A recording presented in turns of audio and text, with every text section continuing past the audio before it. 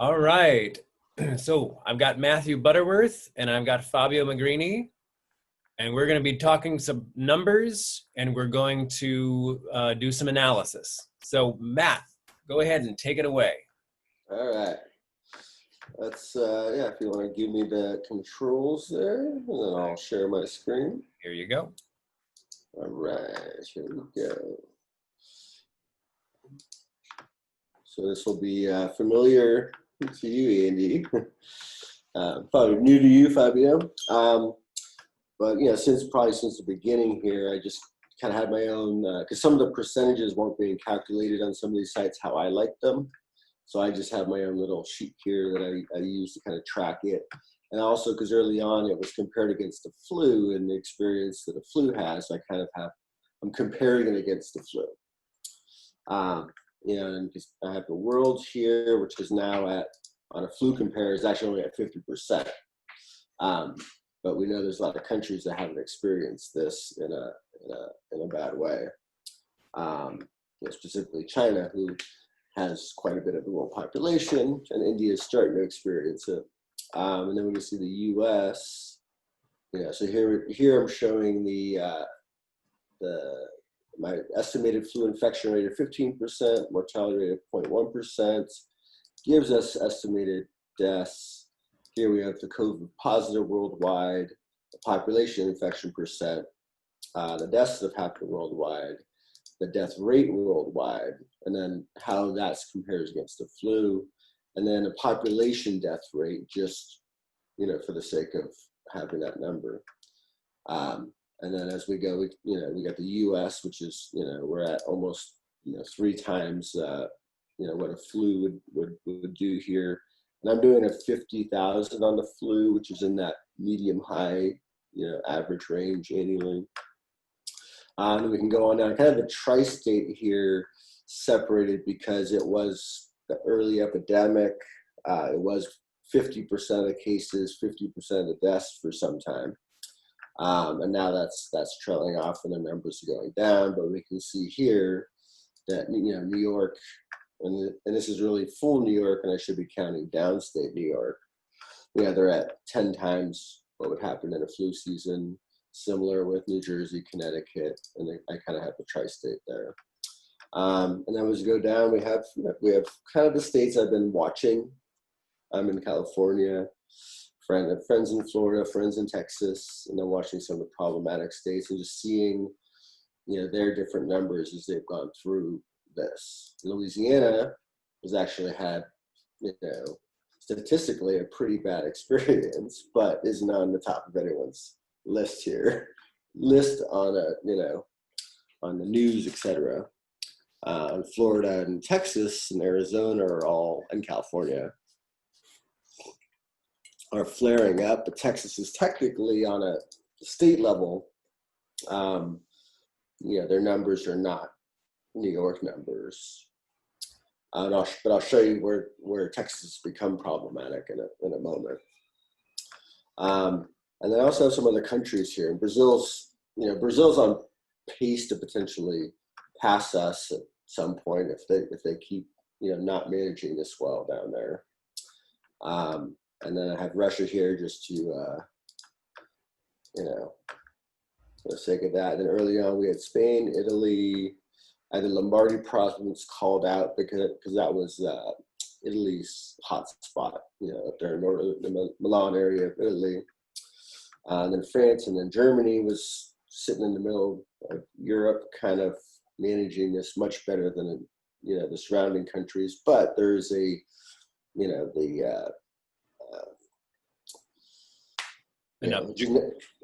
ethnic component to this that we've seen, right? With the Hispanics and blacks in the U.S. So now with didn't really explain UK so much, but I haven't looked at the demographics of the UK to see if it was an ethnic component there as well, like we're seeing in the US with Hispanics and blacks being more severely affected.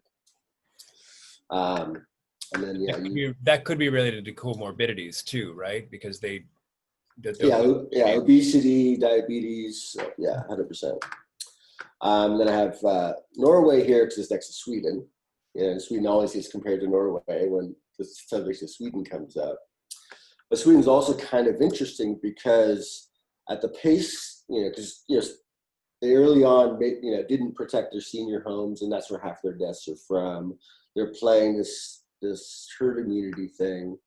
But at the rate we're going, Sweden and LA County, which is where I live, we have the similar populations. And at the rate we're going, LA County is going to pass up Sweden in probably the next 30 days in respect to mortality. Wow. And then that'll become like, was Sweden's method, good or bad? If you compare Sweden to,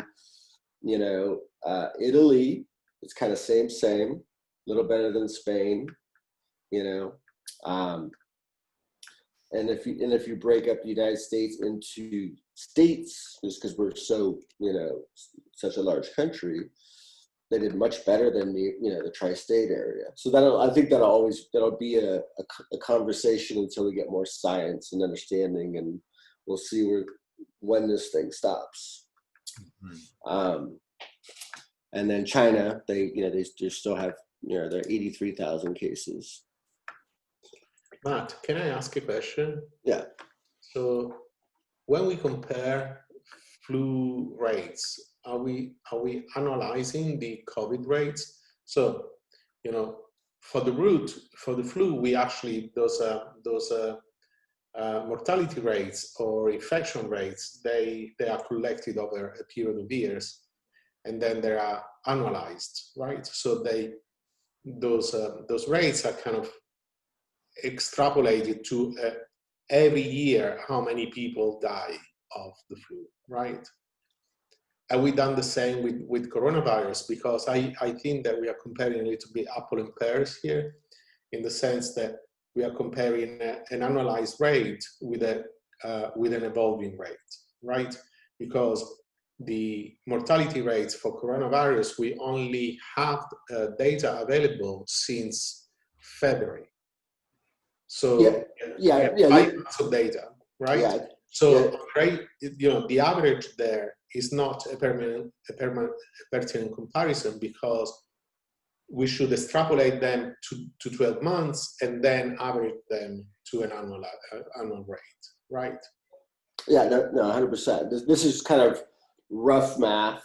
Early on, I had conspiracy friends that are like, this is less than the flu.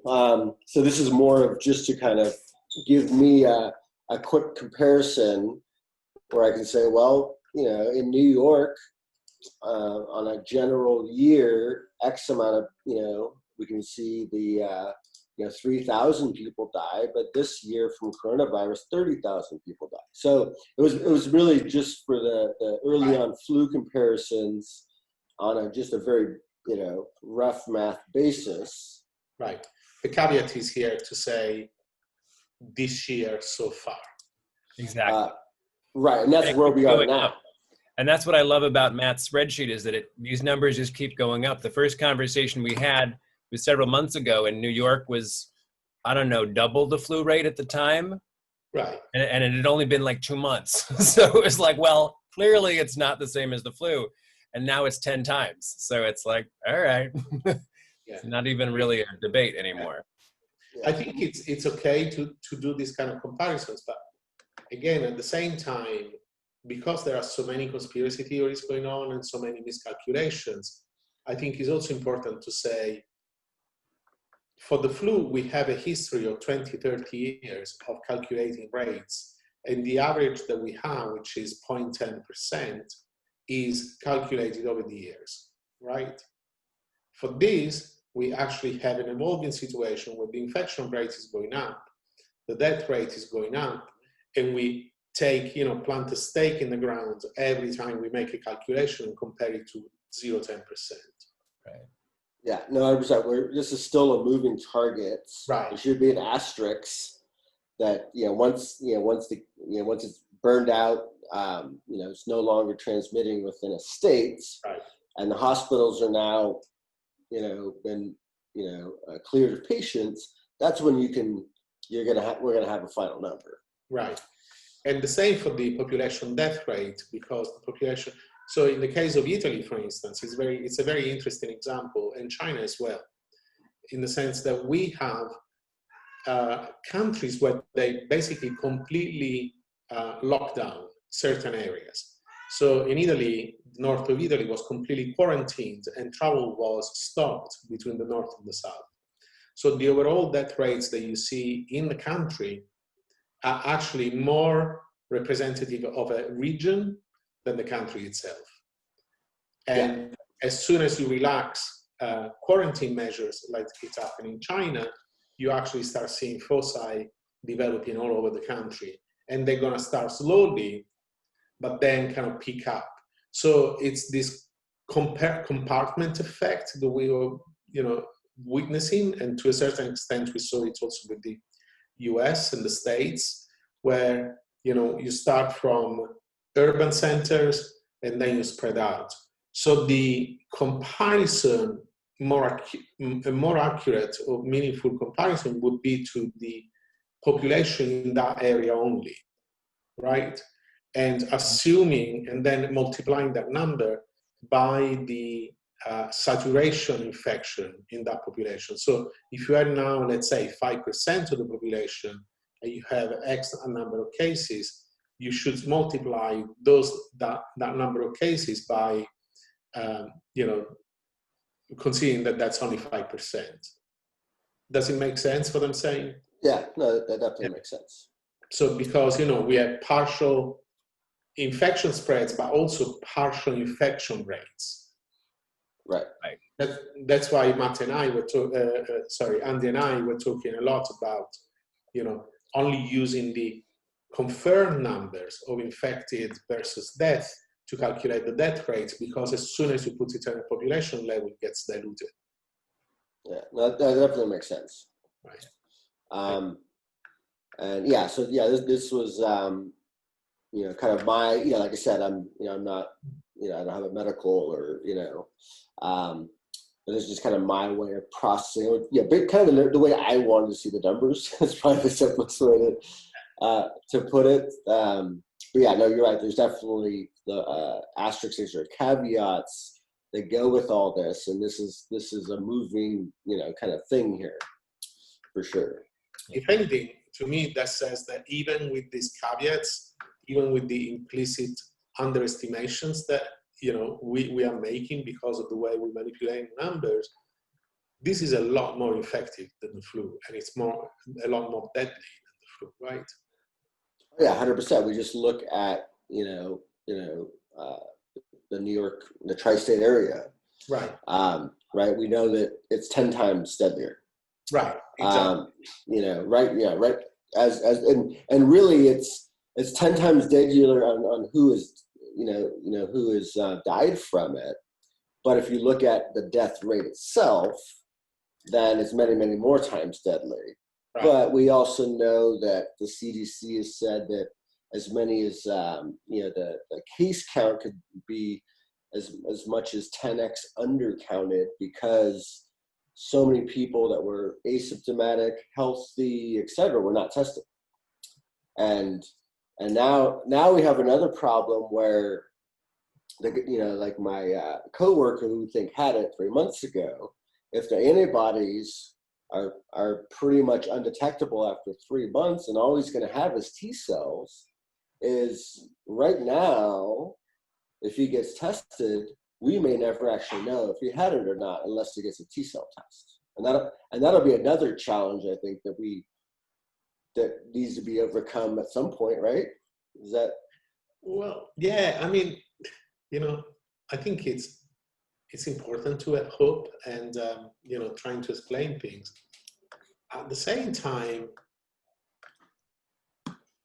so the common cold is the coronavirus, right? Right. How many people do you know that are immune to the common cold?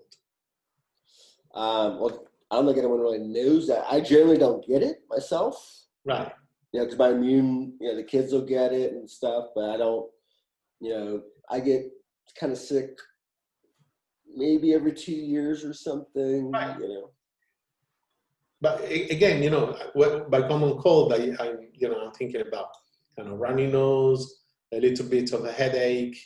It's not a severe infection. It's not the flu, but it is like that,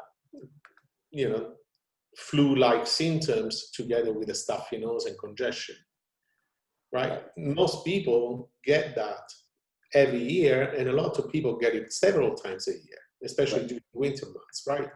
So if this idea that T-cell immunity is protective, absolutely, because this is a coronavirus that is like a common cold, the data about the common cold is not that encouraging. Because the common cold doesn't grant you a long-term immunity, even if you are developing a response. Does it make sense what I'm trying to say? It's, Yeah. I think it's like, okay, I don't have antibodies, then it must be T cells. So, as long as, so before it's a hoax, so the coronavirus doesn't exist. Oh shit, I got tested positive, then it does exist. Oh, but, I got antibodies, so I'm fine. And then, oh shit, I don't have antibodies. Oh, cool, but, I got T-cell immunity at this point. Right. It's like going from a belief system to the next without actually facing, the reality of this thing. There isn't, as you said, there isn't a lot that we know. Right. So that's where, like, some what I'm doing is just more like, like you understand the actual medical side, the science, and I sit here and we can just talk about Sweden, right? So Sweden, right, LA County, but I think their testing has been terrible because they've only reported 77,000 cases, half as many cases as LA County has. Mm-hmm. So that just tells me their testing is terrible because they have, 30% more deaths. Right. But what also, and we know that here they're doing, no groups over 50, encouraging people to work from home, encouraging people to social distance, keeping the, people in the vulnerable categories away from it. But they're kind of letting it run around. And we're at 70 something. Yes.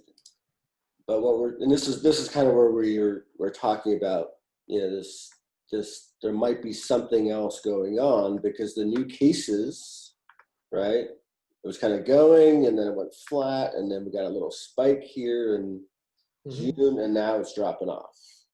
Yes. And then the deaths doesn't actually follow the same pattern. So I think they improved their testing. Kind of spiked here and we're in April here and now it's dropping off. Some of these like 2, 3, 4s, whereas LA County still has 50, 60 dying today. Mm-hmm. So this is one of those questions. And then I happened to run across this article that was kind of around, Sweden and what was going on there. And they're and this isn't, I haven't seen anything definitive, but there's some theory of like this, and from some of their serological testing, Sweden is estimated that they're at 30% infection rate, even though they haven't, they don't have very good testing, but it's dying off. And I haven't seen a good explanation of it until I kind of came across this article that suggests from the common coronaviruses, these T cells are affecting the ability for it to more, prolifically transfer. So you're really, there is a portion of the community that this thing doesn't easily transfer through.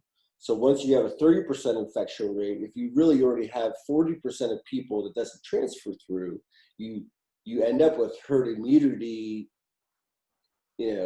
conceptually. And this is just a complete theory, trying to explain what's happening in Sweden. Yeah. So Fabio, before you respond to that, Matt, or do you have anything else to say on that with that article? No, that was just a general. I mean, there's more There's more technical stuff that I'm not really don't want to speak to. Okay. So then let's pop back to our faces, and I'll ask Fabio to explain what T cells are, because I mean I have a general understanding of what T cells are at this point, but I think it would be helpful to know if this theory holds water. So it's so this is interesting because there is data around the influenza virus, and very early, like in the 70s and 80s, there's been studies, large studies showing that while the infection rates and different strains of influenza respond to vaccines, but to specific vaccines, there is an underlying immunity that we call herd immunity, but it's not, which might be due to the to T cells. So T cells, and that's the theory that is kind of migrating onto the coronavirus. That T cells not only recognize a specific epitope of a virus, but they can recognize an entire family of viruses, right? So the detection ability is much better. The reason for that, as I understand it, and again, immunology is a complex science, and we are very much not very good at it. And I've been working in immunology for about 20 years, so it's kind of it's hard for me to say, but it is true. We don't know very much about immunology. So we know a lot. We know a lot more than we used to, especially since HIV came onto the landscape. That prompted a lot of research into immunology and immune responses, but we're still not very much, we don't know why certain things are happening. So the reason because T cells might be more effective at recognizing family of viruses or families of infective agents is because they supervise what is called so-called cellular immunity. So whereas the B cells that produce antibodies supervise what we call humoral immunity or serological immunity. So B cells will produce antibodies in response to an infectious agent like a bacteria or a virus, and those antibodies would bind to the virus, inactivating it, but also they will call in an immune response with complement, with granulocytes, with macrophages that basically tends to contain the infection, ends up containing the infection and beating up the virus. T cells act in a different way. They also express immunoglobulins, which are the protein that are released like antibodies, but those remain on the cell surface. They don't release them in the circulation. Through those epitope recognizing, that basically target, that basically kind of hooks, specific hooks that match certain patterns that are expressed by antigens, by virus. By engaging in this way, they activate a direct cellular response that destroys the agent directly. And they also, by that process, they also call in additional cells and complement specifically that creates an immune response, which is more localized and more more focused on the agent. Right. The problem with T cell immunity is that often is disproportionate. So what happens is that because you have all this complement calling in, the tissues, and the virus are intracellular, the tissues that are affected by the virus might be compromised as a result of the immune response. So you get tissue damage. Right, because it's killing the cells versus killing the virus. Is that well, it kills the correct statement? It kills what it recognizes as an intrusion, but let's say the B cells, how can I compare it? The B cells are almost like a code, they are more like strategic weapons, right? Ballistic weapons. They have the targeting approach. They target a specific epitope of a specific virus, and they destroy it or inactivate it by, very careful and specific targeting. The T cells recognize a pattern, right? And that's why they're able to recognize both influenza A as a family and then several strains, from the influenza A, independent from the season. But they, by doing that, they call in the kind of entire, they use grenades and Okay. You're doing Between a a carpet smart bomb. bomb. Yeah, it's like a smart bomb versus napalming the whole area. Right. It's, again, this is a gross approximation and a kind of gross extrapolation, but just to explain it in kind of terms that we can understand and kind of relate to, right? So that is, so what I'm saying is that, it's very promising to have a T cell response. And it's very good that there is a T cell response. And probably there is a T cell response because this is an RNA virus. And T cell responses seem to be kind of more effective in this kind of viruses. There is an idea that certain people might be naturally immune to a number of viruses because they have the T cells switched on in such a way that they don't even allow the virus to come into contact with the tissues. They are able to attack it as it's still kind of finding a home. So my problem with this is then when we go from there and extrapolate that we think that is why the infection rates are, what's happening in Sweden. What's happening in Sweden is not very encouraging, actually. Quite the opposite. What's happening in Sweden is that we have seen an increase in infection rates, a huge mortality rate in the elderly and fragile people. And now we are starting to see an overall low mortality rate because the fragile and elderly people are strictly isolating, right? So they've been quarantined. So the virus is now only spreading to the younger population. And although the mortality rates are going down, the hospitalizations rates are not. So it's, and as you said, the testing is inaccurate. And again, we did like 2 hours with Andy about coronavirus testing, and it's not good. It's terrible. I don't even want to have the conversations. I'm just like, CDC, it's 10 times as much. I'm just going to do rough math on our infection rates. Right. So, what at least I've been trying to communicate to people, which is a very difficult argument to get through, is that we extrapolate a lot from what we assume to be the truth, but we actually don't know what the truth is. My cat is really not. Yeah. Right? Wants to be on camera. I'm gonna close the door. Hold on a second. Well, that'll give me a second to say that it would be Fabio, we kind of want to make some predictions and some theories here and then let you shoot them down. All right. Because I love, like, I've heard of T cells before, but I didn't really even think about them when this whole thing started. And now it's like, oh, T cells. And I immediately thought, well, that's cool because it kind of would make sense. It could make sense why a couple living in the same house, one person would get sick and the other one wouldn't even test for antibodies. And you'd be like, how is that possible if this is so infectious?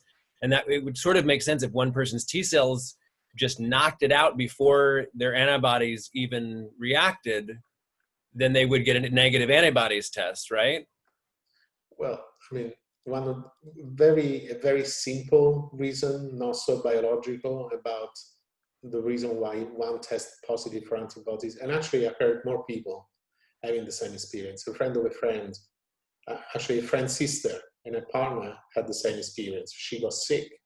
Her partner didn't, and she tested positive, a partner didn't, and she didn't test positive for antibodies either, and they live together. With the antibody test, it's pretty much a 50-50 chance whether you test positive or negative. There's always that, yeah. So,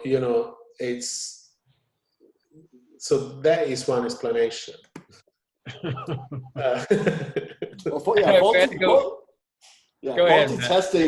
Faulty testing makes a lot of this very difficult, because now my example is either true or it's false, and we can't prove it either way. No.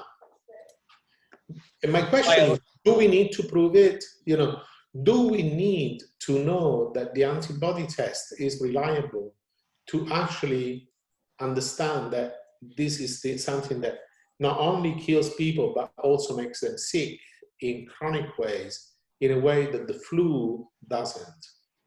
And that's kind of been the messaging that I've switched to, is because, like, let's not talk about cases, because now healthy people are getting tested, the amount of tests and everything, but there's still even 50,000 new cases. I'm like, what do you mean? So times 10, doesn't that mean 500,000 new cases? Anyway, but that's where I look at, let's talk about hospitalizations. Let's talk about people having severe experiences. And I think, on a nationwide level, like, I've changed my messaging. I'm like, I'm not going to argue about the validity of tests. I'm not even going to argue about the validity of death certificates. So I've had plenty of those conversations. I'm like, let's look at our hospitalizations. Let's look at why the governors of California, Arizona, Texas, and Florida are all changing their tune. And yeah, California, it's a political reason. But no, we're talking about Texas and Florida now, right? We're talking about the last people in this world that wanted to close the bars. The last people in this world that wanted to ask people to wear masks. They're not mandating them, but they're asking them. And I think Florida's requiring them inside a building now. And this is why I kind of walk people through this thought process of, like, this makes this no longer political. This is no longer about New York and California. This is about these governors of these red states that are didn't want to do this, but they're the governors. The health of their people is more important than their politics, and they're adjusting to that reality. I think that's fantastic. Georgia governor, that's a whole different conversation. So Fabio, why don't you tell us about, Fabio had this back in late March, right? It was in March that you first got sick? Yeah. And you said you just recently went back to the hospital and had some tests done, and you're still dealing with some symptoms from months ago, from COVID. Yeah, I mean, it's without going into much detail, there is still an ongoing struggle that I'm having going back to a normal state. And as I speak to other healthcare professionals, it seems to be the prevailing and emerging picture in the population that has mild to moderate disease, that a lot of people experience long-term effects. Personally, I'm as I said, I was sharing a couple of stories earlier before we started recording, that, in my personal experience is that my heart got affected more than anything else. I have a friend who's experiencing, who was infected at the same time as me, who's been experiencing chronic fatigue symptoms. She's experiencing difficulties in concentration, memory loss. I know people that have significant problems with sleep patterns. A lot of people with chronic heart problems, people with congestive respiratory syndromes. So there is a lot that we don't think about with this virus, because we go through this pattern recognition model where we need to compare something new to something that we know already, right? So when coronavirus came out, and this explains a lot of the mistakes and misguidance that we received over the last months, that people kind of hung out onto Fauci as they saying, you're incompetent, right? You told us that we didn't need to wear masks, and now you tell us that you need to wear masks. It wasn't the assumption that this thing was like the flu, that this thing wasn't airborne, that this thing was an acute infection with 2 weeks incubation, 2 weeks course, and 2 weeks resolution. And all of the data is actually steering us away from that. And even the proportion of people that have the typical symptoms seem to be going down. So, maybe that's also why certain countries record a decline in cases, because they diagnose the disease less, because in younger people, it's less frequent to have acute respiratory distress, and it's more common to have more chronic subclinical symptoms. Does it make sense? Yeah. So I saw someone put a post up on Facebook a few days ago where they sort of just did a numerical sort of extrapolation. They said, if this percentage of the population is going to get it, okay, so that might be, maybe 1 million or 1 to 3 million people are going to die.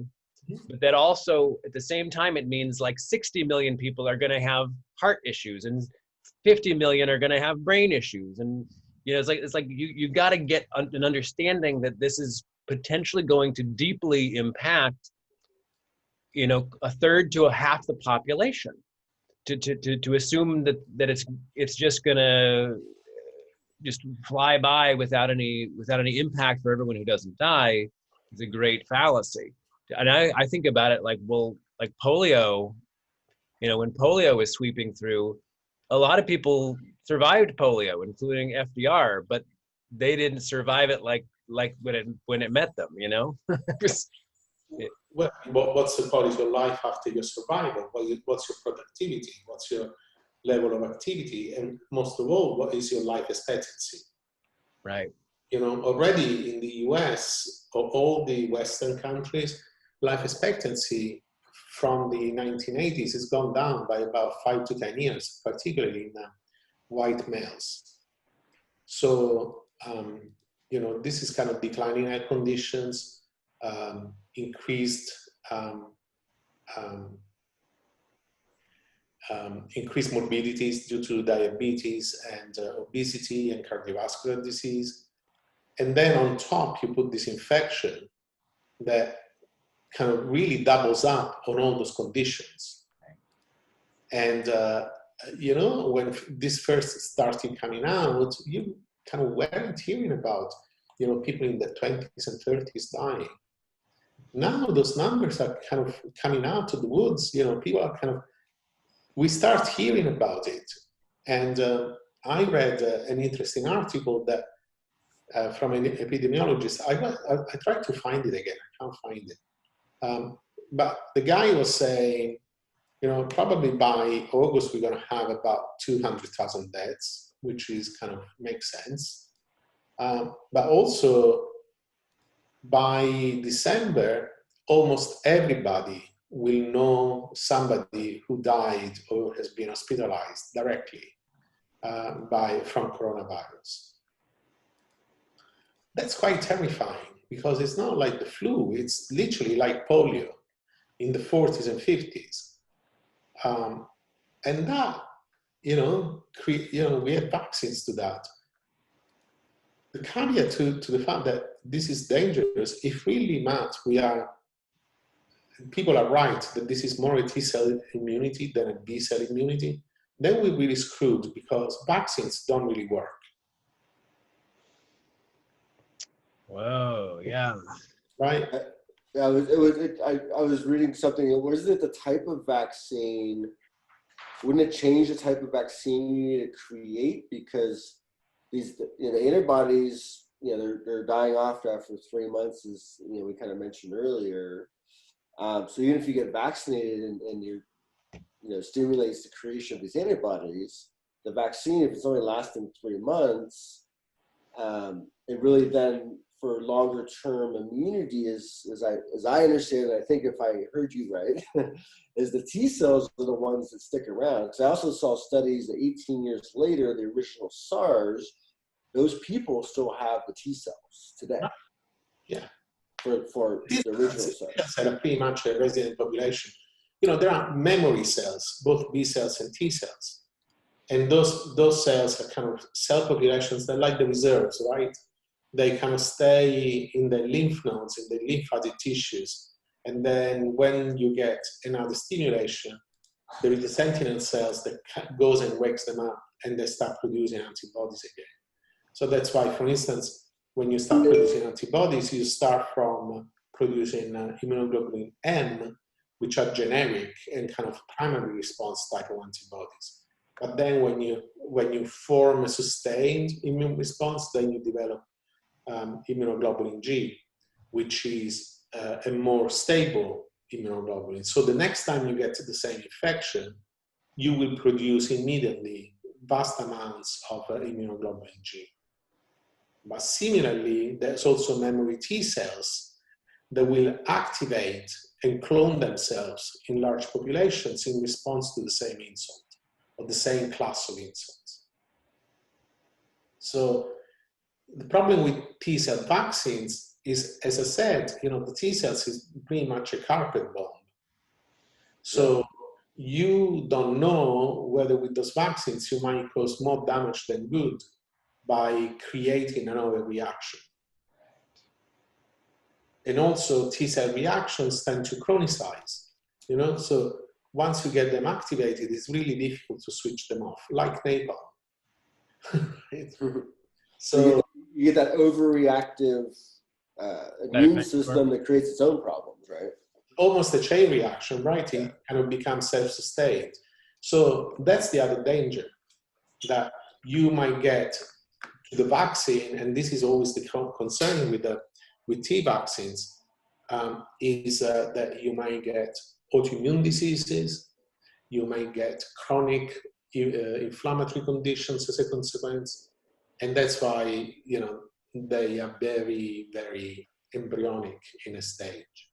So all this stuff cannot be developed in a rush just because we want to solve, get rid of a problem. Right. So I heard that they've had some success in the UK using a steroid to stimulate T cells, and that they've had a lot of success with patients who are already hospitalized having full recoveries from that. So it seemed like, oh, well, this is an effective treatment if you're if you're looking at death. So what do you think? Yeah. What do you think, Fabio, long term on that? Is that going to be effective to reduce the death rate, or should we really be talking about again, about overall damage from getting it in the first place? So the steroid doesn't actually stimulate the T cells; it suppresses their activity. Oh. So it's steroids. Again, what I was saying is that a lot of the damage from the virus is not from the virus itself. Is from the immune response to the virus, right? The cytokine storm, right? Right. So that's why, again, the acute respiratory distress syndrome that these patients experience is mostly due to a exaggerated immune response. Right. So the steroids can work in dampening this response, but they only work well at the very beginning, because they only act on certain cell populations, including T cells. So, steroids are not very good at suppressing activity of B cells because immunoglobulin production is not very much affected by steroids. But cellular immunity seems to be more affected by steroids. So what might be happening, and again, it's hard to say, because again, we use steroids for the last 60 years, 70 years. We don't really know how they work. We know that they work, but we don't really know at a profound physiopathological level how they work. And it's interesting that there is only a particular type of steroid that seem to work in this disease. So it seems to me that what we are doing, we are trying to mitigate the acute effects of the disease, forgetting the potential devastating chronic effects. Right. So there is this dichotomy that we are all focused on the emergency situation, right? First of all, we are focused on saving lives, and that's great. Now we are focusing on limiting hospitalizations, and that's great as well. But by doing this, we forget that we need to think about the pathophysiology of this virus in a different way, so that we can actually prevent the long-term effects and long-term, consequences of these infections, which will ultimately affect the younger people that think of themselves as, unaffectable by this virus for some reason, because again, there is no specific rationale for thinking that. Well, Matt, do you have any thoughts or any thoughts on this? No, it's those are some of the, Fabio brings up some of the points that I kind of avoid because we don't have a good answer to, because we have this balance of this virus that can do damage to people, it can kill people, right? And at this point, it didn't go away in the summer, so this thing's going to be traveling around for a bit. So then we kind of get into more of, well, how do we live with it? Because we can't stay at home for 2 years, right? So we're going to probably just need to get smarter of how we keep it away from those that are definitely going to have severe experiences, definitely going to have long-term damage. I don't know if we know for our younger population, if we've seen a lot of examples of that more that cellular damage that you experienced, Fabio. I haven't seen anything on that, but I know parents in my local school system, they're afraid of that. They're afraid of they're like, well, we don't know the long-term effects of this thing. And I'm like, neither do I, but I have yet to see something that concerns me as a parent. But I'm also, the second that comes up, I may change my mind, right? I'm not going to just, have a fixed idea, but I'm not going to pretend, I'm not going to make a decision based on, I don't know, the worst case scenario. Am I wrong here, Fabio? Should I be like, or best case scenario? No, just, yeah, or best or worst. Like Fabio, would you say I have 11 and 13-year-old, right? And I'm 44. And I'm like, we don't have any people around us with comorbidities, older age, whatever. I'm like, I'm fine with my kids going to school. I'm worried about other kids, parents, grandmothers, uncles, their circles, their contacts, right? But I'm not worried about my kids. Yeah. Should I be? Just from your, I know you can't give me a yes or no, but you can. I knew, yeah. I think that there are some concerning emerging facts from coronavirus. So there is kind of multi-organ inflammatory syndrome that has been detected in very young children. So this is kind of weird because it's like a vasculitis. It's a vascular reaction. Again, these kind of things seem to be mediated more by T cells than B cells and other cellular populations than antibody-mediated responses. But the case prevalence is still at like 50, right? as I Sorry? understand. The prevalence of those examples is still across the US like 50 kids. Am I? They suffer from the acute syndrome. Yeah. Again, there is an acute syndrome and there is a chronic potential effects, right? There is now another piece of information that seems to be quite worrying, which is that pregnant women seem to be more at risk of severe coronavirus infections. I saw an article. Right, and there might be a risk of increased,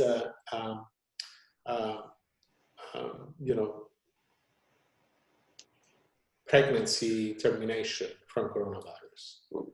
Complications, termination. Right. So, to me, that says a couple of things. First of all, there is this idea that pregnant women have the strongest immune system in the world because they are kind of supporting another life in them, and they have like this incredibly adaptive system. So they really shouldn't have a ROS reaction. As I said, if we look at acute symptoms, the systemic inflammatory syndrome that we see in children is very rare. But it might be that is the tip of the iceberg, right? That there might be subchronic or subclinical infections that go on in children, and we'll find out about them in 1 or 2 or 3 years. Yeah. So, at this moment, I don't feel comfortable with saying, and I think it's kind of dangerous to say, it's very focusing on the now and on the emergency and not thinking strategically and not thinking long term. Right. So, but let's say, I think the right conversation would be, what is the prevalence of the viral spread in the community of the school? Because if it's low, then wouldn't that adjust your thought process versus, like, right now, if Florida opened, you would probably be like, that's a terrible idea.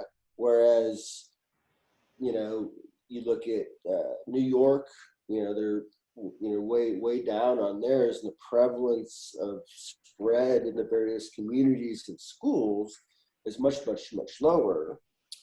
Would that affect your decision making in it? Because you know better than I do that the virus has to get into school to cause any trouble, right? Because opening the school isn't a problem if the virus isn't there.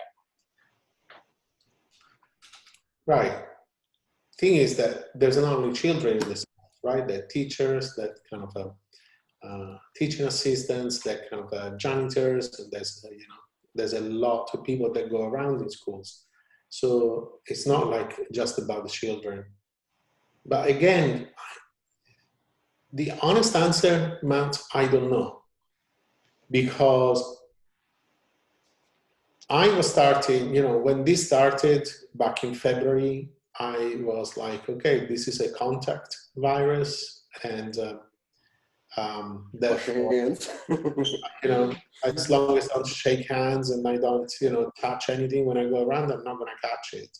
I'm on the plane, this man kind of coughs next to me. 2 weeks later, I'm feeling like shit, and I never touched the man.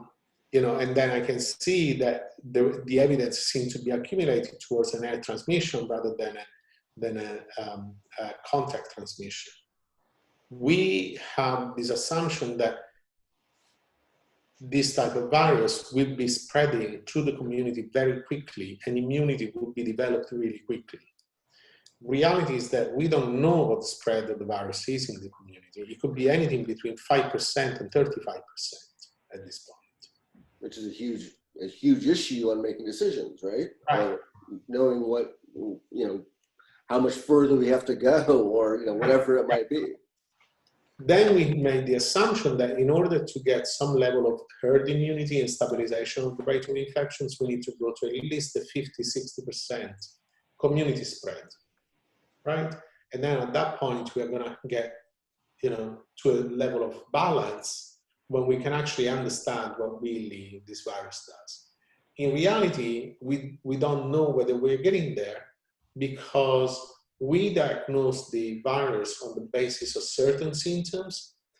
And as we progress to our knowledge, we seem to realize that the symptoms that we think are characteristic of coronavirus actually are not that characteristic after all. So there's been a revision of the guidelines. So if you go on Google and just do a simple search for coronavirus, and you look at, they give you a list of symptoms, right? If you remember, 3 weeks ago there were 5 things. Now there are 15 things, right? So whether the virus is changing, whether it's adapting, whether it's we are witnessing a second strain, which is different from the Chinese strain, which seems to be the reality here. So less virulent, but more chronic. Then maybe the transmission is much slower. So, there is also this assumption that what we see now, it's actually almost a realistic snapshot of today's situation. And in reality, it might be a snapshot of the situation that developed 6 to 8 weeks ago. Right. Yeah, you have that delay in, how it's all, things are working together. Right. And if the symptoms are becoming more chronic, that gap might be even increasing, right? And at that point, you miss a lot of infections, because by the time you perform the test through the swab, the virus is already gone.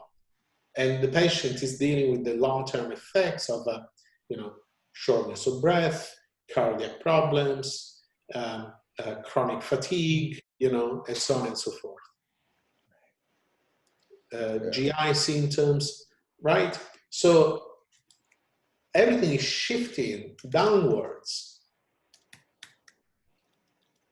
Do you think that there's, I think that makes sense, and That's what I'm trying to say. Is he answering your question to some extent? I know it's not. Yeah, no, it definitely kind of helps frame what's going on, and it kind of touches on something that Andy and I had already talked about, which is, the deaths are probably 20,000, 30,000 more than what's reported, because they're actually being misdiagnosed, because the symptoms of, like you said, they either didn't realize they were there, or it's evolved to be this larger list of symptoms. So those were considered like, regular, people passing.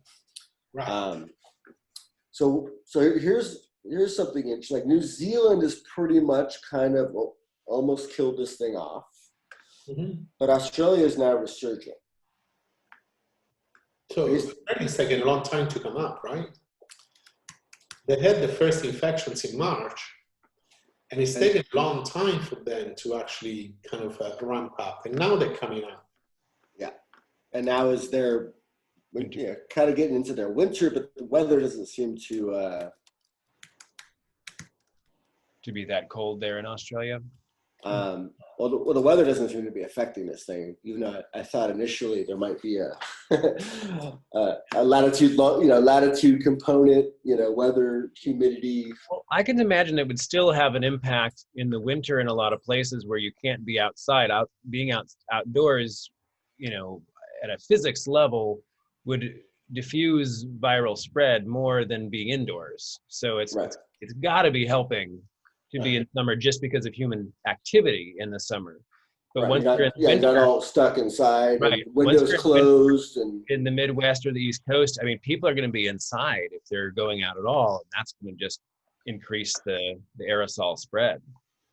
Yeah, Australia, what was it, like you said, Fabio, it was March. They kind of had their peak, and it dropped quick, and then they went all the way through to it started creeping up here end of June. You can share your screen if you'd like. Sure. It's kind of interesting. It's one of those kind of questions I've, contemplated of, is it going to be better to get to this 20-30% infection rates, or to stop it at the border, like the Taiwans and the South Koreas and even China and somewhat Japan, where now, as long as this thing's existing in the world somewhere, you're going to have to restrict travel from countries. You're going to have to, quarantine people from certain parts of the world, test them, go through a lot of process to keep this thing out. Right. Here we see Australia, is what we were Right. talking about. Right. That's So there's crazy. the same problem in Italy. So in Italy, they actually started seeing an increase in cases, and a lot of those cases seem to be coming from visitors. So they reopen to refugees, and they reopen to immigration. And as soon as they've done that, they have increased. They've seen an increase in cases. Right. You So know, I've got a solution. They've been training dogs to smell coronavirus. right. So if we get all of our dogs trained to smell coronavirus, it might be, as far as I know, it's going to be a far more accurate test than the antibodies test for a while. And it might even be more accurate than the viral test. And then you just have like, a million dogs sniffing people before they're going into school, before they go into work. Forget about checking someone's temperature. That's not going to be consistent enough. We need these dogs, man's best friend, saving our lives through their 200,000 times more powerful nose sensibilities. Figuring out who's got it, who doesn't. Like, all right, get out of the line, your buddy. You're you're sick. You need to get a viral test. And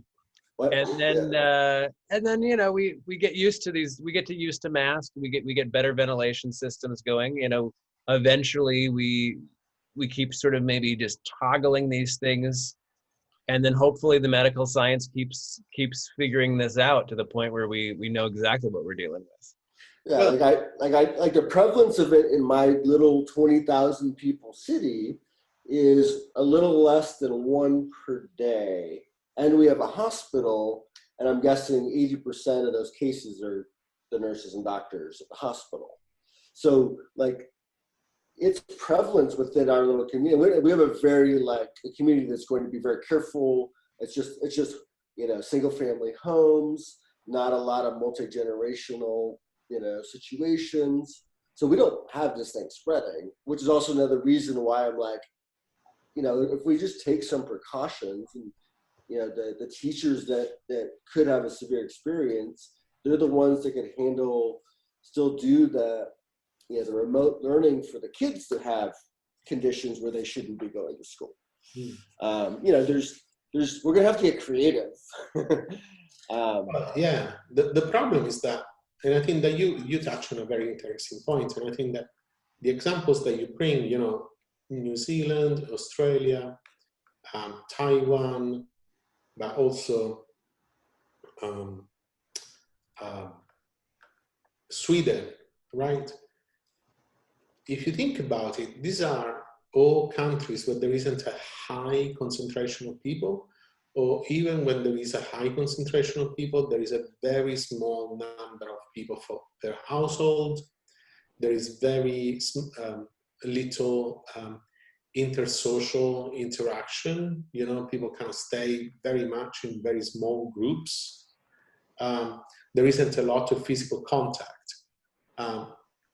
The countries that seem most affected and the places that seem to be most affected are places where there is a lot of concentration of people in very small spaces, a lot of reliance on public systems, public transport system, a lot of reliance on covered and common spaces, right? Yeah. So where this thing spreads a lot. Again, but what we are looking at is a partial, immediate view. Right. That is how the virus will spread first. The Spanish flu did the same. Spanish flu started in big cities, and it took until the third wave for the virus started spreading to rural communities. And then that was devastating, because once it started spreading to rural community, then there was no stopping it. Like we're kind of, I have our U.S. maps here that I don't know how many times I've snipped this and posted it to someone on Twitter, like the president, or people like, oh no, the new cases are going up because we're doing new tests, and one is the two lines don't match. Right, because that they should match, but the positivity rate started going up, and then you have this hospitalizations, but for that month you had this lull and still declining of the deaths, and the president and all his followers that are friends of mine on Twitter, it's like, and I keep saying, like, look, if these hospitals keep filling up at this rate, and we already know the hospitalization death rate is between 10 and 30%, we kind of already know how many people are going to not come out of that hospital. Right, it's just going to take a lot longer, because we learned how to manage the symptoms and treat these patients a lot better. So, for instance, we learned that intubation and forced ventilation is not a great idea in a lot of those patients. Yeah, right? I heard it's a terrible idea. A lot of the deaths that we've seen at the beginning were actually also because these patients were treated as people with a respiratory insufficiency. So they thought that just by forcing oxygen into them, they would get better. They didn't understand that actually the problem wasn't in the lung. In the lungs, the problem was in the muscles and the structures between the lungs and the general circulation, and then in the general circulation. So, it was a misunderstanding. Now, maybe we're seeing less deaths acutely, but actually what we're seeing is a prolongation of hospitalization. There are people that are in hospital for months, right? At the beginning, the average time from getting into hospital to dying was 3 weeks, 21 days. Now people can take a lot longer. And I think Fauci said the average age of hospitalizations dropped 15 years. A lot, yes. Which yes. means it'll probably be a longer experience, but there's probably a better chance of surviving it as well. But also an higher chance of chronic disease. Right, because now you're doing so much damage in that process. And then this is the other one I show. This is where I get a little frustrated with Gavin Newsom. Is California has 40 million people, right? Florida has 20 million people. Texas has 30 million people. Mm-hmm. So when you see Florida with more hospitalizations than California with half the population, I'm like, all right, Newsom, let's not totally freak out. Yeah, let's close the bars, but leave the haircuts open with the masks and the sanitization, unless you've shown me contact tracing that's statistically relevant to this transmitting, because I don't think that's the case personally. A 20-minute haircut with the precautions being taken. I personally, from my observations, I don't think that's the main thing. I think it's the bars and restaurants where you have unmasked, sustained, talking, and at a bar, drunk talking. So anyway, but also here, the Florida. I had a haircut with a mask on, and she had a mask on too. Anyway. Yeah. No, but that's the procedure. Like if you get a haircut, you're wearing a mask. They're wearing a mask. It's 15, 20 minutes. You're not really talking during that time either. Right. So I would think that the transmission chance would be like pretty minimal from my understanding.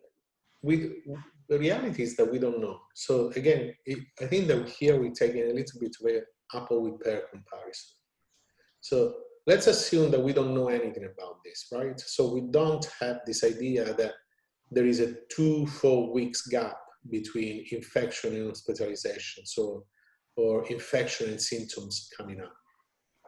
So in California, if I detach myself from what we know about, viruses and infections, so in California, we only opened up, we shut down pretty much everything in March, right?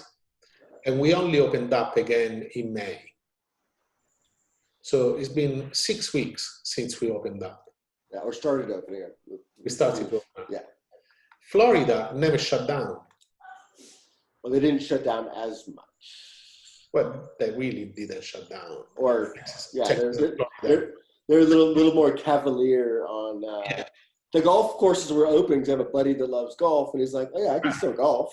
I can't go to the restaurant, but I can golf. Yeah, people were going to restaurants, people were still going to bars, people had spring break in Florida, there's been a lot of distancing going on.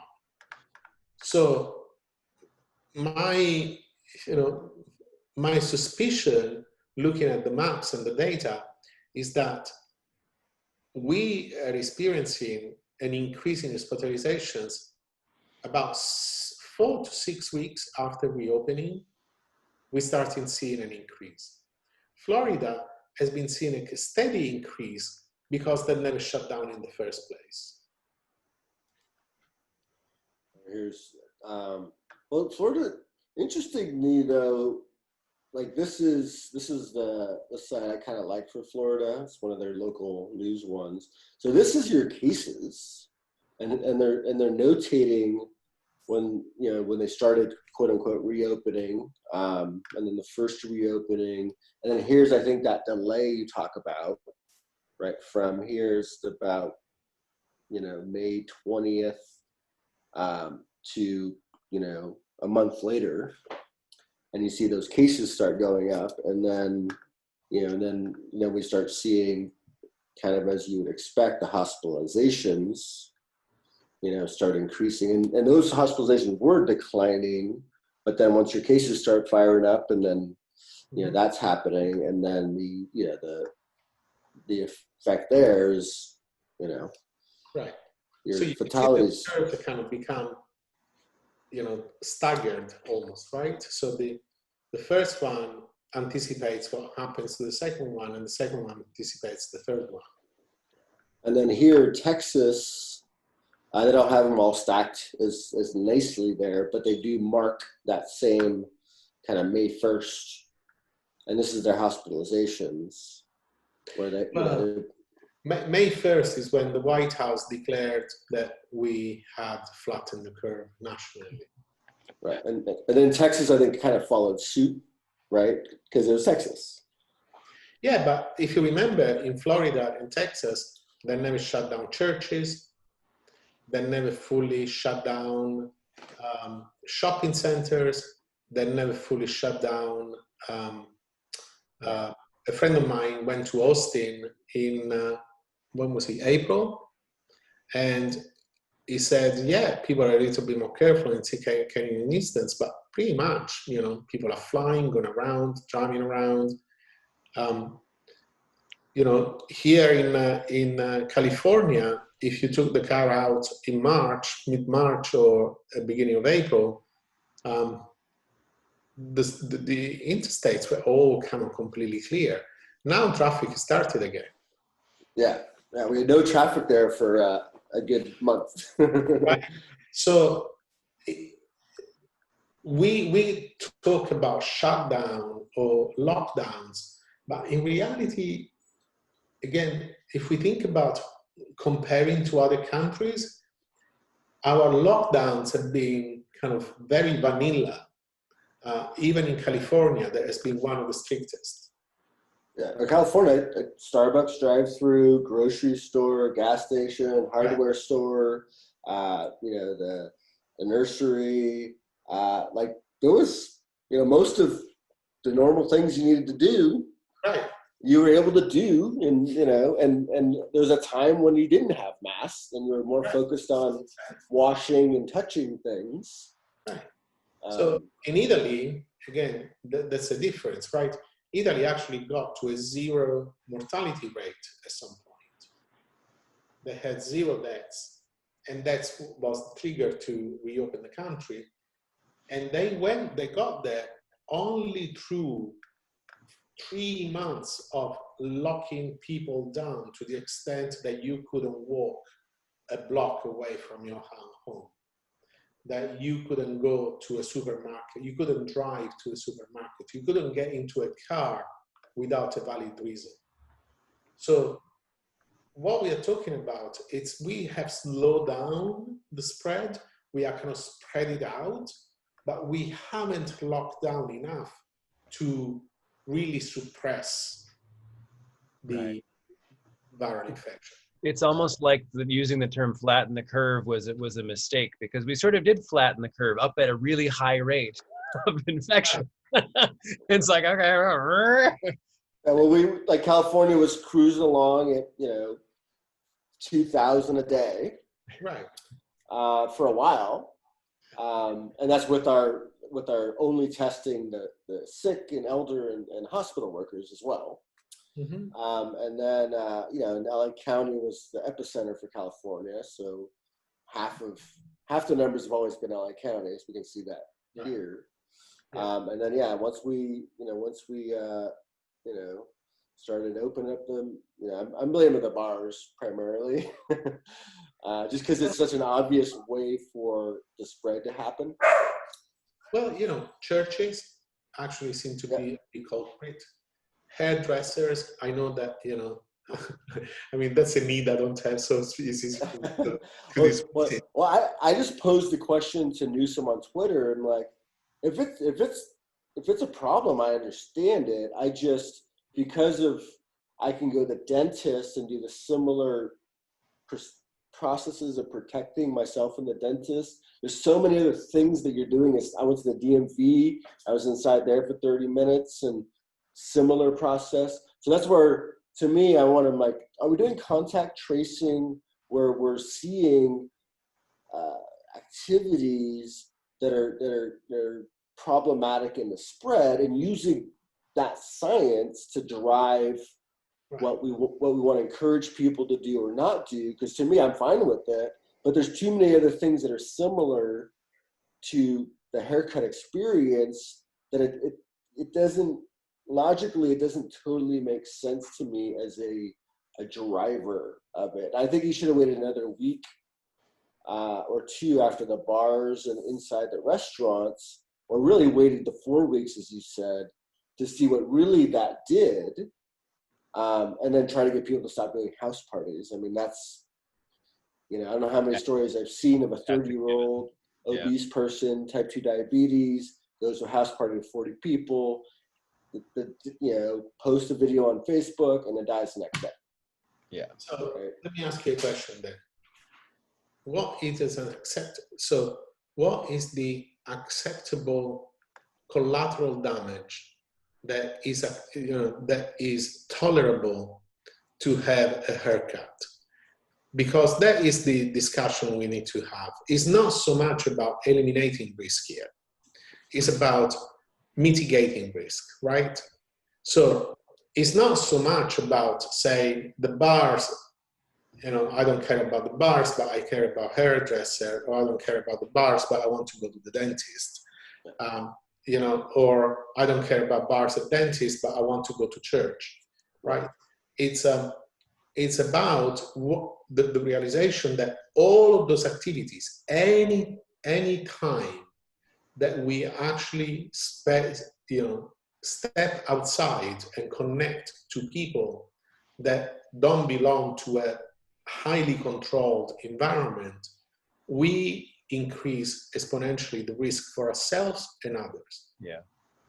And I think this is why we're going to have to start forming quarantines, because the culture of the United States is just not going to submit to the kind of Chinese, and South Korean measures of lockdown, or even the Italian measures of lockdown. I just don't think there's just too many people who are highly antagonistic toward it to imagine that really going into effect for 3 months to really destroy the death rate. And even then, but if we started to really pool up socially, social pressure has a way of changing the game for people. And if we started to create, circles of people are like, hey, this is our protocol, and we're going to communicate very clearly about any changes that have happened to us in our protocol this week. If I break protocol, or I spend time with somebody unprotected that's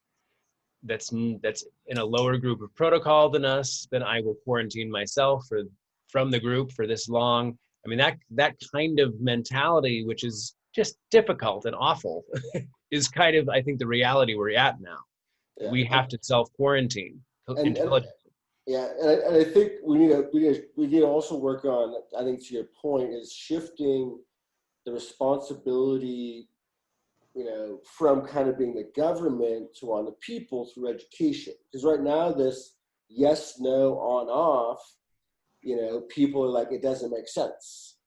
So that's where the education has to come into play of like, here's information we know today, which isn't going to be where we end up, right? With the new symptoms being added or comorbidities becoming, more of an issue. But this is what we know today. These are the people that are likely to end up in the hospital. These are the people that are somewhat likely to end up in the hospital. These are the people that are likely to have a manageable experience at home, right? And you kind of like, say, hey, if you're this person, right, or your mom is, or your brother is, ask all your families which one of these people you are, and take a personal responsibility for the people that you're in contact with. I haven't got a haircut intentionally because I don't think it's necessary. I just bring it up because it didn't make sense to me. And I deliberately only go to the gas station to get a couple things, and my wife does most of the stuff, and I'm fine working here. Because, I'm not going to, participate in the spread of this unnecessarily, because I don't feel like my freedoms are being infringed, and I could be respectful, good citizens. So I personally don't have an issue with, Right. us being smart about it. But I think this yes, no, on, off, people, it gets old, right? People, they don't see the problem in their situation unless you can explain to them when they look over at their aunt who has, type 2 diabetes, and they 100% know that this could be a problem for her. Now it's personalized for that person. And maybe they'll take some personal responsibility and think twice now. Because now they know that their aunts, they could kill their aunts, right? Yeah. And I agree with you. Like adjusting what we're doing and finding a way to manage this. So I agree with everything that you say, and I agree with everything that Andy is saying. My concern about this is that we want to make decisions on very partial information, right? We can say, let's segregate the people that are more at risk, but we don't really know who are the people that are more at risk. We know that there is now an emerging, there's been an emerging, urgent, acute situations where elderly and immunocompromised people were dying more. But now, when the spread through the population was like 0.5% to 1%. Now this is changing. This is no longer, as you said before, Matt, now we have an increasing younger people, in the 40s and 30s, being hospitalized with serious symptoms and persistent symptoms. Now we see an image, pictures emergence of children, of people with different blood types having additional risk factors. Now we understand that this situation is shifting. We seem to be rushing into wanting to make, again, a lot of decisions based on very partial information. And the reality that we need to accept is that it's a cultural issue, and it's twofold. First of all, we are impatient and we want to get quick solutions to everything. We can't wait, right? We have no patience and tolerance for waiting. And the second one is that we are terrified of the financial and economic consequences of grinding the country to a halt for an indefinite period of time. Yeah. And the Italian experience, again, let's forget about China because they are casing themselves. But the Italian experience is quite terrifying. And this is a country where you have a public health system, you have extensive labor protections and extensive government intervention in supporting unemployment. And as they started reopening, they see a brutal increase in poverty rates. They see a brutal increase in unemployment. They see a deficit that is going to probably cripple the country for the next 10, 20 years in ways that, Greece actually had a Christmas party in comparison. So the consequences are dire.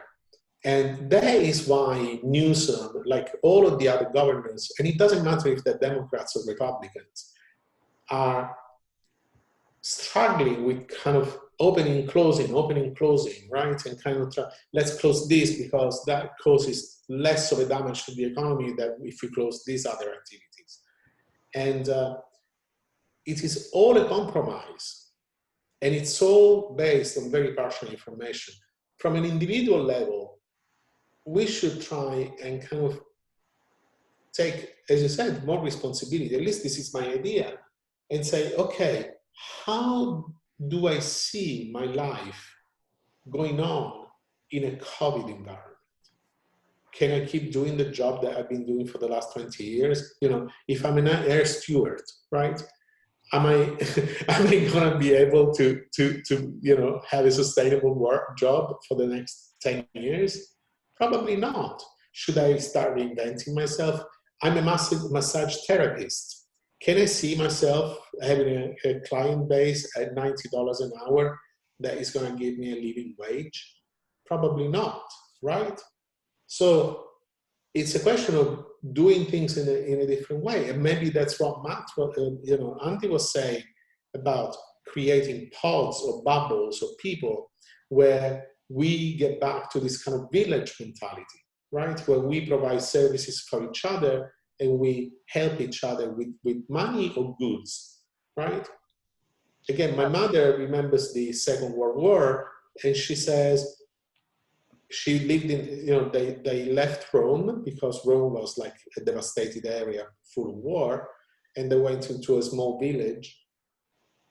And she tells me that she grew up not knowing what money was, because everything was done on the exchange of goods and services. And the community kind of was like self-contained and kind of survived the war. This is what we are not doing from a philosophical perspective. We're not trying to change our mindset. We are trying to get back to a normal that is probably not going to be ever normal again, because it's always going to be a compromise. Yeah, and I feel it too. Yeah, if we look at the history of America, these evolutions in manufacturing being automated, energy going from coal to gas to air and sun, is these changes America does not do well with. They want to have their Kentucky. The only thing they want to do is mine coal. Yeah, they're not willing to reinvent themselves, and it becomes a political issue even to this day, even though that's such a minor part of our economy. And I feel it too. It's ridiculous. And I feel it too right now. Like even today, I was just walking around feeling like, gosh, I don't want this to be real. My mind wants to fight it, even though the data is irrefutable. My mind still wants to fight the reality of this, and that's why I feel like so many people with the conspiracy theories and it's like they're just trying to find a better way. And every time I get a piece of evidence, it's like, oh, there might be we may have come up with a better way to fight this. It's like, oh, that's great. I'm just like super excited because I'm hoping that it's going to make things much easier, much quicker than the data suggests. Like we shouldn't be opening Disney World and have thousands of people going there. I mean, that just seems so irresponsible, especially in that particular state. Right. But we do, and I'm going to throw it out there, Fabio. I know the science isn't there yet, but I'm still looking at Sweden. I'm looking at New York and the same things. I think New York's at a 25% infection rate or 30% infection rate, and the protests, riots, they're starting to reopen, and they're still running this flat bottom end. They could pull in Australia, but Australia didn't ever get much infection. They knocked it down quick. So this is me just completely observational, and I'm hoping the science catches up to my observations. Okay, let's assume that what you're saying is right. Okay, so we have two choices right now. So one choice is that, you know what, you're right. In 4 weeks, we'll see that this is just a flare that doesn't mean anything. And actually, you know, the second wave is not going to be as bad as we thought it's going to be. And the third wave is not even going to be there. Because this is we're still in the first wave, right? I think we agree on that. Yeah, it just had a little lull and then it came back up. So let's say you're completely right. We actually hitting longer, we're hitting an infection rate which is bringing us into the herd immunity space. You know, things are going to get better and better and better, right? But now we're seeing a resurgence. So wouldn't it be sensible if we are that optimistic about the future to actually say, you know what, I'm going to shut down for another 4 to 6 weeks, right? I'm going to weather this through like a bad winter. I'm going to stay home, hoard up a little bit more toilet paper, and kind of, you know, buy some and start living on canned food for the next 6 weeks. And in 6 weeks, we're all done and off we go, starting from scratch. If we could really seal it up, that would be awesome. Well, my kind of retort there for LA County, just speaking for our county, you're in LA, Fabio? San Diego. Sure. San Diego, okay. So LA County is, you know, we basically, our hospitalizations went to about, let's call it 1,500 to about 2,200, right? So I personally, and they never told us what the capacity is, so I don't know what the capacity is, but we didn't go from 2,000 to 10,000 like Texas did. LA County went from 1,500 to 2,200, which is, you know, 40% more, but it's not like exponentially more, right? So then what if pulling the bars back, right, and indoor seating at the restaurants, we wait the 4 weeks, as you said, and then we get back to that 1,400, which we've been at, or 1,500 that we've been at for the last 3 months anyway. Right. Because the grocery stores, the gas stations, like this thing has been spreading along, you know, just because we never, like you said, we never like brutally shut anything down. So this thing has been spreading around, you know, even in California, which was better than Texas and Florida. Right. But LA County, to me, I don't know from the numbers, I don't know that we need one, but, you know, we did need to pull it back, so it's starting to go up, and then work on the right messaging of hey guys, let's stop spreading this thing.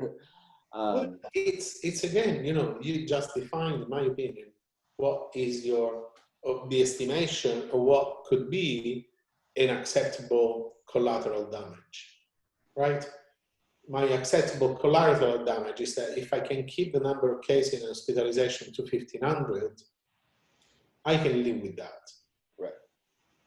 Personally, I can't really, because, you know, I did this thing that was called the Hippocratic Code, and for me, every life is as important as the next one. So there isn't really an acceptable death toll that can be tolerated. if that could be prevented by taking drastic measures. Right. However, I understand. But what if drastic measures? You're also making your risk on the drastic measures, because if you cut it off before the herd immunity or whatever, and then like Australia it comes back, then you kind of, so this isn't, to me, this is not a black and white. I think the drastic, like I think Italy got to those numbers where it's not going to easily come back because the population is processing it, whereas I think LA County is halfway there. But Italy is also carrying, they also have over 80% of the population wearing masks all the time, and still avoiding unnecessary travel. So there are no people in Italy that are going on vacation unless they really have to. Nobody's going to hotels, and a lot of people are not going to a lot of restaurants. I mean, it's not, life in Italy hasn't gone back to normal by any stretch of the imagination. They're still kind of under what we call like a stage 2 reopening, almost. Okay. Right? So it's a very different mindset that we have here.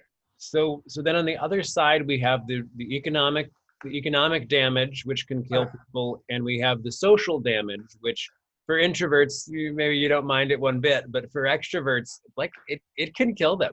There have been people, I don't know what the suicide uptick has been, but I've heard of some suicides lately, and I suspect that that's got an impact. And just people, anyway, I think that if we came up with a system where we had these sort of geographic concentric circles, sort of like moats around the castle, but multiple layers, then you could get to a point where, okay, we've quarantined this city and we've basically eradicated this from this city, and we're just going to keep these strict measures in place, but everyone within this circular rim or whatever is allowed to do whatever they want because we have 0 cases. Yeah, but if you work at the hospital in the next city, you have to keep people working, eating, sleeping in that same circle for that to work, right? Well, that would be a smaller circle, right? That's the issue. Like once we get, and I think that's where we have to start, is with small circles. Once we get larger circles where you have like a whole city, basically, or at least a whole segment of a city would be one point, like all of Westwood is like 0 cases. And they're like, okay, as long as you're not traveling outside of Westwood, then we're okay with this. Let's say it's not policed by the government, which would be. That didn't work with the NBA, right? The NBA tried that with the teams, kind of isolating and kind of being. Well, yeah, they're all in Orlando. Yeah, all in Orlando quarantining. Right. They still had a foci spreading across 2 teams, right? So it's not. What I'm saying, Andrew, is not that we shouldn't make the best effort, and I understand. And understand the need of extroverts, having to socialize. Personally, I find myself in a very blessed state where I actually don't have to socialize. So but I think that the reality and the honest answer must be that I can only meet by doing anything, by going out of my home, by socializing with people. All I'm doing is taking a level of risk. Do I find that level of risk acceptable? Do I find that level of risk unacceptable? That's the honest answer, right? Everything else around that, it's an excuse. So I think it's wrong to give people the false impression that by creating these pods or these quarantines or these bubbles, you're going to eliminate risk and everybody's going to be happy and safe. Well, no. It'll have its own challenges because now you have to defend your borders. Right. And if anyone becomes the weakest link, all of a sudden the entire pod is vulnerable and potentially already damage. Right. You know, Right. already a And- massive spreader now. Right. And as you, Matt, said, it doesn't make sense to shut down bars and restaurants and leave, garden centers open. Because I've been to a garden center and people are packed because most of those places are kind of, you can't really social distance because there isn't enough space. My grocery store, there isn't a social distancing possibility because the aisles are so narrowly packed next to each other. Right. So there is a compromise. Yeah. And to me, there's a balance, right? Right. To me, that is the only honest way of facing this, and say, what is the compromise that I'm capable and willing to accept to not become suicidal, to not go bankrupt, to not, end up killing my wife, whatever you want to have as your boundary, right?